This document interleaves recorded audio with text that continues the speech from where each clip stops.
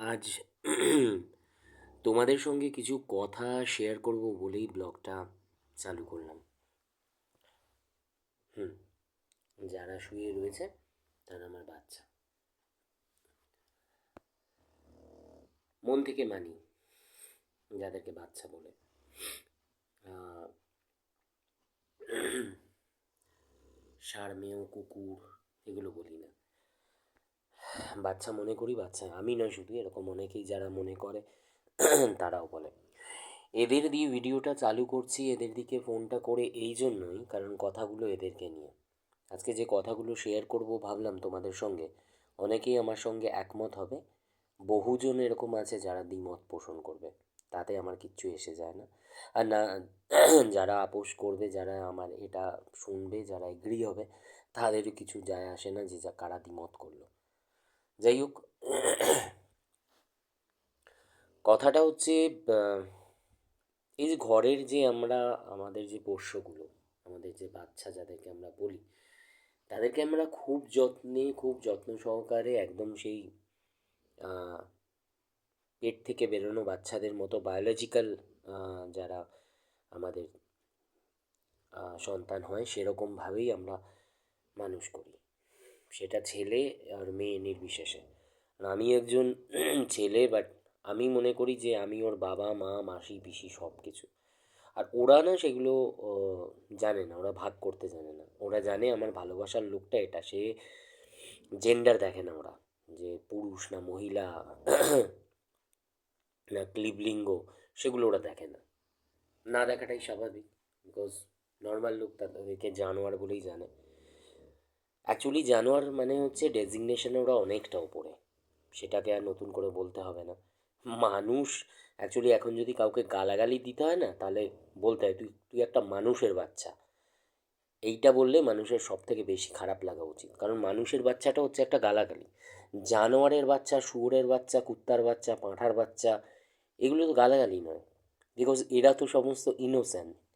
আর এরা মানুষ রূপী আমরা যে কটা আছি সেরকম বদমাইশ নয়, স্বার্থ নিয়ে ঘুরঘুর ঘুরঘুর করে না। তো এবারে যদি কাউকে গালাগালি দিতে হয় না, বলবেন তুই একটা মানুষের বাচ্চা।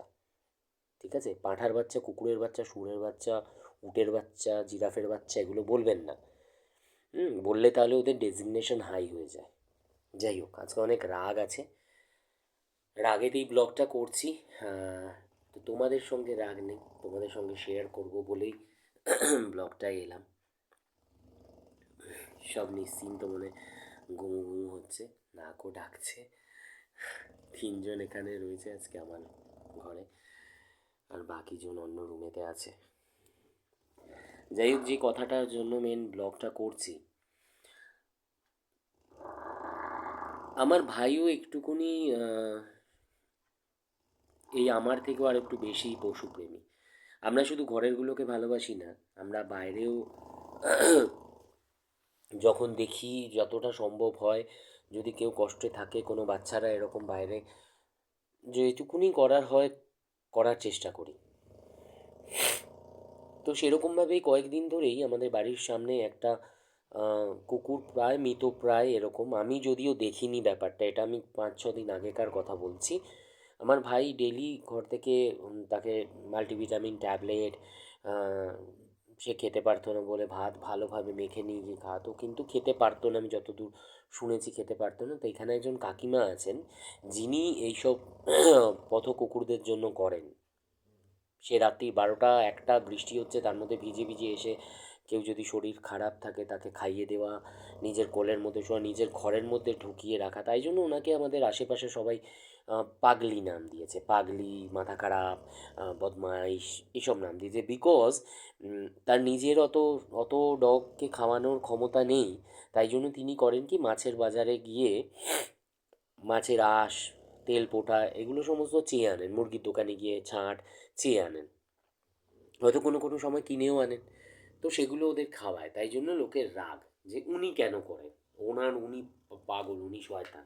যাই হোক, সেটা আমি যারা ক্যারেক্টার ডিফাইন করেন তাদের নিজেদের ক্যারেক্টারের কোনো ঠিক নেই বলেই এত তাড়াতাড়ি লোকের ক্যারেক্টার ডিফাইন করতে পারেন। তো আমার তো অত বড় ক্ষমতা নেই ডিফাইন করার। তবে আমি বলতে পারি যে এরা যারা এরকম করেন তারা একটা ভালো মানুষ, ভালো মনের মানুষ। তো যে কুকুরটার কথা বলছি ওটা 5-6 দিন ধরেই ওরকম পড়েছিল। আমার ভাই যতটুকু আহ, চেষ্টা করতো ইভেন্টে যাওয়ার আগে, যখনই চোখে পড়তো কিছু না কিছু করার জন্য, যেটুকুনি আমার ঘরে সাধ্য আছে সেইটুকুনি আমি করতাম, ওষুধ থেকে দিয়ে যা থেকে করা দরকার। ওই কাকিমা তো করছিলেনই, আরও 2-3 জন রয়েছেন যারা প্রতিদিন এখানে যত পথকুকুর রয়েছে তাদের খাওয়ান। তারা লোকের বাড়িতে কাজ করে অবভিয়াসলি, কিন্তু তাদের এই মায়া মমতাটা রয়েছে, তারা অনেক অনেক বিস্কিট নিয়ে যতটুকু যার হয় সেরকমভাবে ভালোবাসা দেখান। তিনিও এর সেবা করছিলেন। আমি কোনো কারণবশত দেখতে যেতে পারিনি, বাট আমি আমার ভাইয়ের থেকে খবর নিতাম, যদিও আমার বাড়ির তার থেকে একটুকুনি আহ, আহ, সামনেই। তোমার ভাই টেক কেয়ার করছিল আমারও। ঘরের মধ্যে আমার বাচ্চারা একটু অসুস্থ ছিল, তাই জন্য আমি এখানেই একটু ব্যস্ত ছিলাম। আমার ভাই তো দেখছেই, তো ও দেখা মানেই অনেকটা।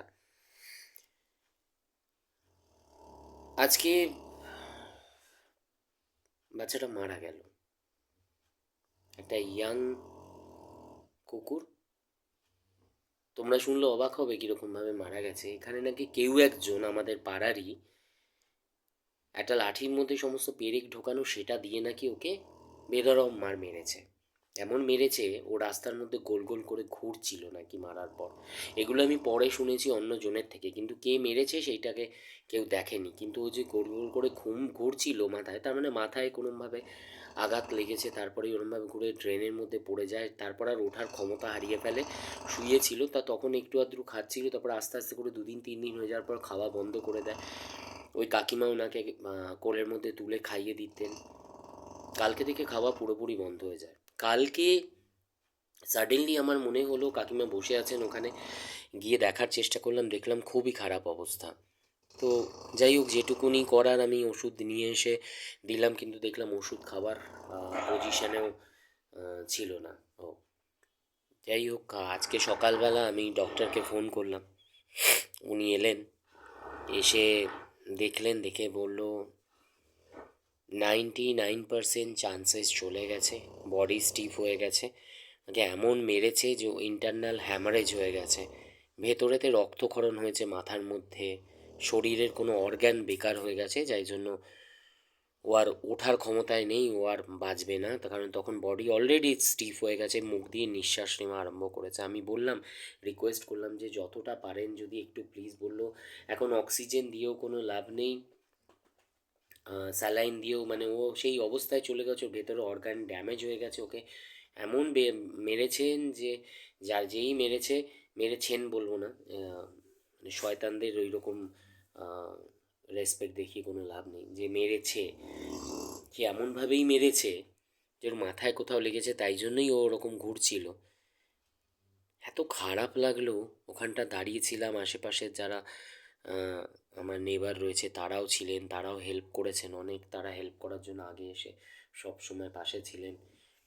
সবাই ছিছি করছে, কিন্তু আমি সেই মানুষটাকে একবারও জানতে পারলাম না। যদি জানতাম না, তাকে একবার ডেকে আনতাম, কিছু বলতাম না, জাস্ট বলতাম দেখিয়ে যে দেখুন মারা গেছে, আপনি খুব সুন্দর কাজ করেছেন। একটা খুব জ্বালায়, রাত্রিবেলা চিৎকার করে, কাউকে কামড়ে দেয় না যদিও, কাউকে ঘো ঘো করে তেড়েও যায় না, শুধু একটু চিৎকার করে। কেউ কাউকে দেখলে, অচেনা কাউকে দেখলে চিৎকার করে, একদম ঘুমটা নষ্ট হয়। ঠিক করেছেন, এরকম বললেই আমি জানি আরও 4-5টাকে মেরে ফেলবে, তো যতই মেরে ফেলবেন ততই তো ওনার হিসেবটা ওপরওয়ালা ঠিকঠাক করতে পারবে।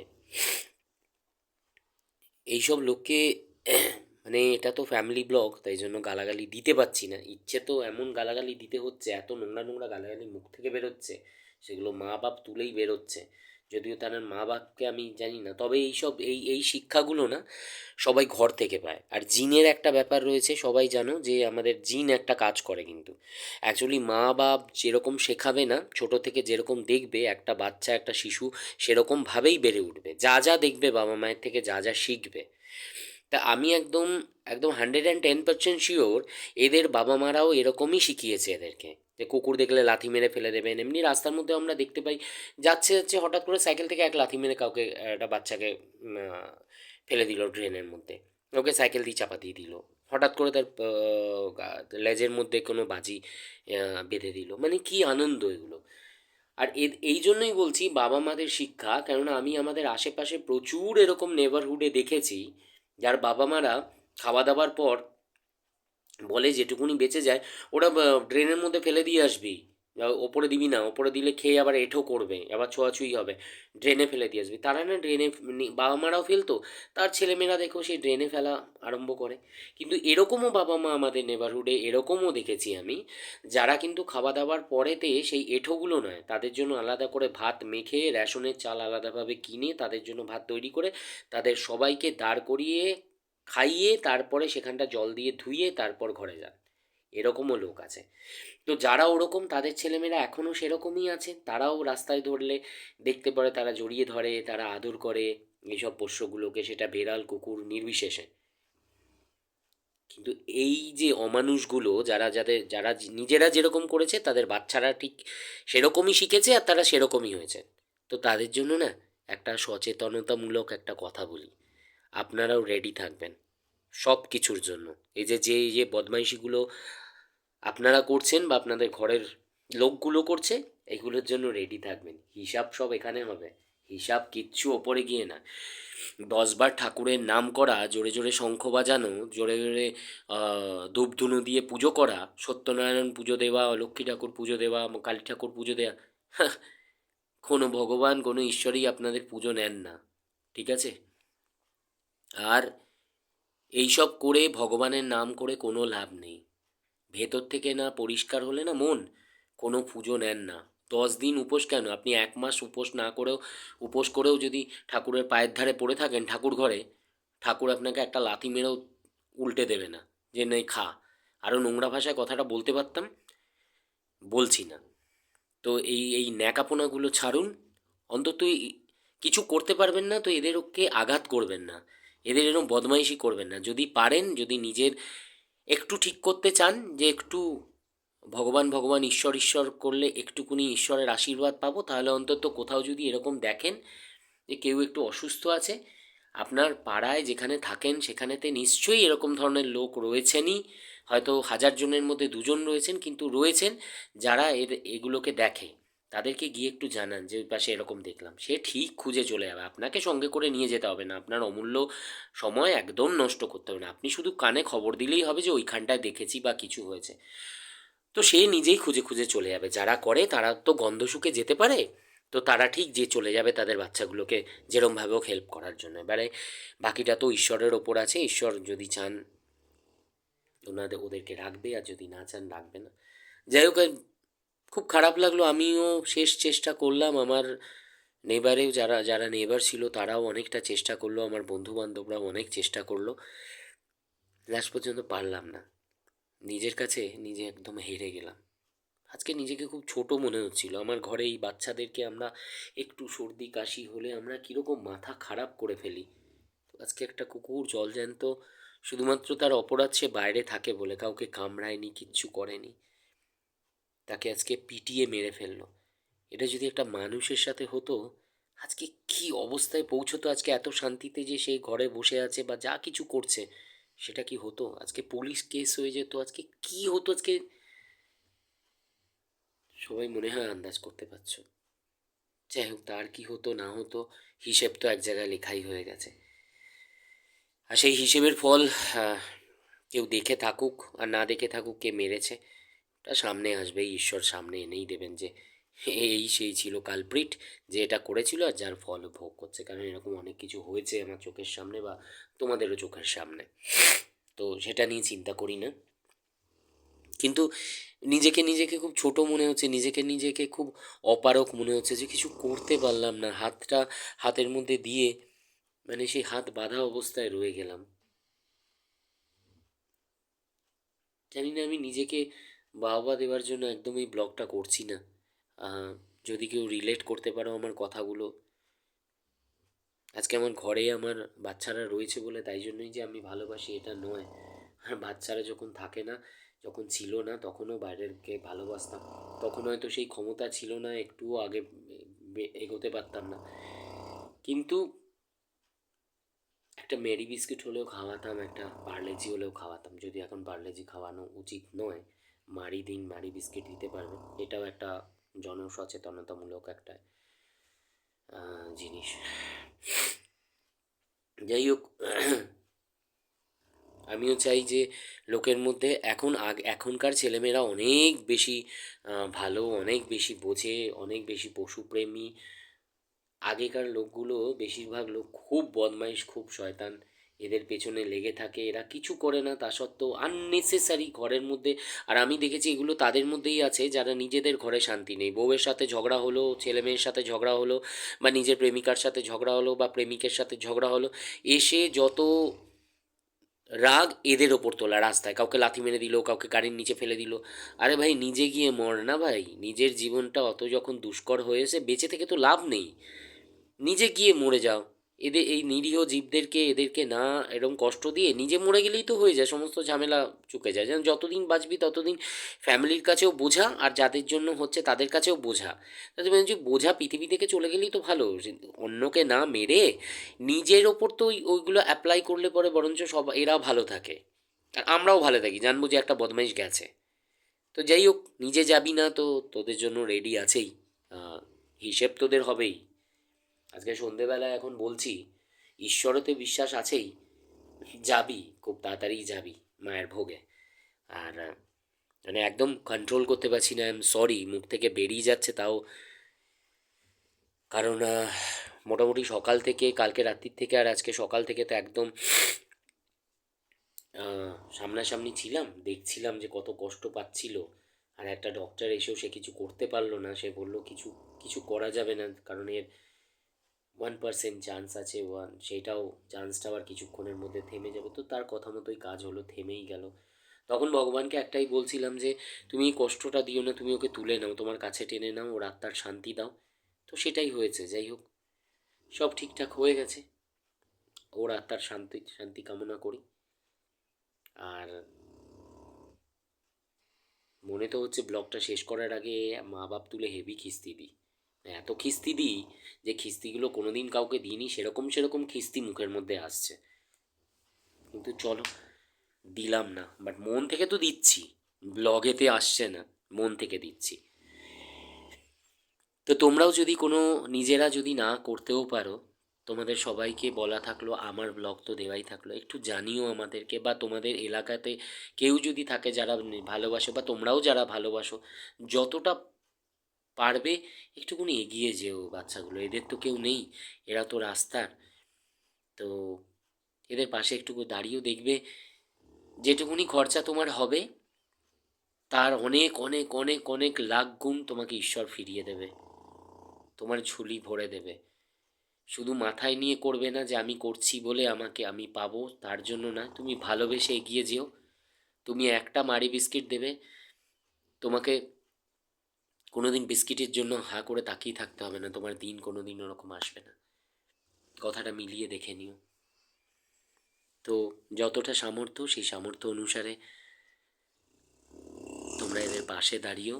আর যদি নিজেদের দাঁড়ানোর নাও ক্ষমতা থাকে, বা যদি সেই সময়ও না থাকে, তাহলে এরকম কারোর কানে কথাটা তুলে দিও। বা সোশ্যাল মিডিয়া এখন খুব অ্যাক্টিভ, সেখানেতে পোস্ট দিয়ে দিও। ফেসবুকে হোক বা তোমার ইনস্টাতে হোক, কেউ না কেউ দেখেই নেবে, কারো না কারোর কাছে এসে যাবে। ঈশ্বর তো এরকমই, ঠিক লোকের কাছে পৌঁছে দেবে, জীবনটা বেঁচে যেতে পারে। চেষ্টা করে দেখতে ক্ষতি কী, তাই না?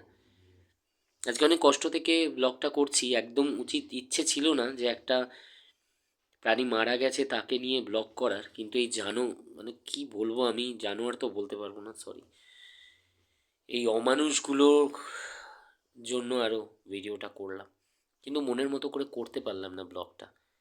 খিস্তিগুলো না দিলে ঠিক ব্লগটা পুরো হলো না।